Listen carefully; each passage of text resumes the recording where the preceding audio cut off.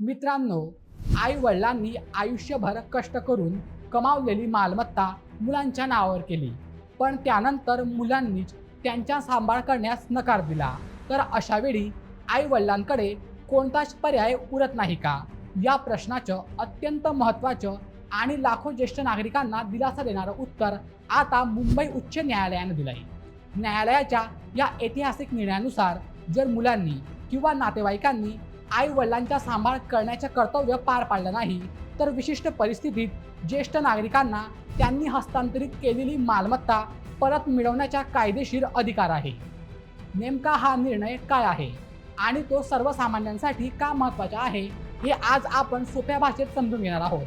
तर मित्रांनो, अनेकदा आई वडील प्रेमापोटी किंवा विश्वासाने आपलं घर, जमीन किंवा इतर मालमत्ता मुलांच्या नावावर करून देतात. त्यामागची अपेक्षा एकच असते: मुलांनी म्हातारपणी आपला सांभाळ करावा. मात्र काही प्रकरणांमध्ये मालमत्ता मिळाल्यानंतरच आई वडिलांकडे दुर्लक्ष केलं जातं.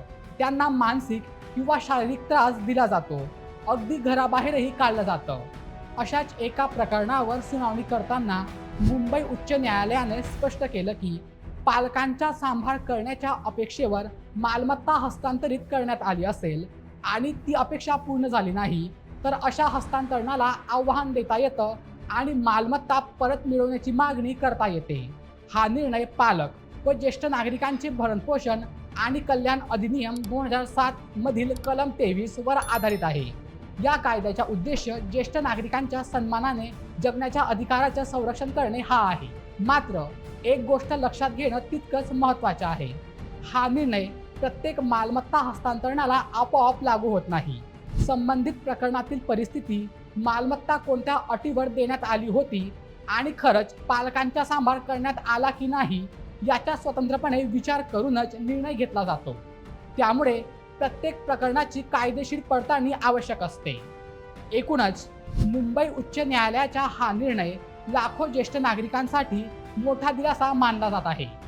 कारण तो केवळ मालमत्तेचा प्रश्न सोडवत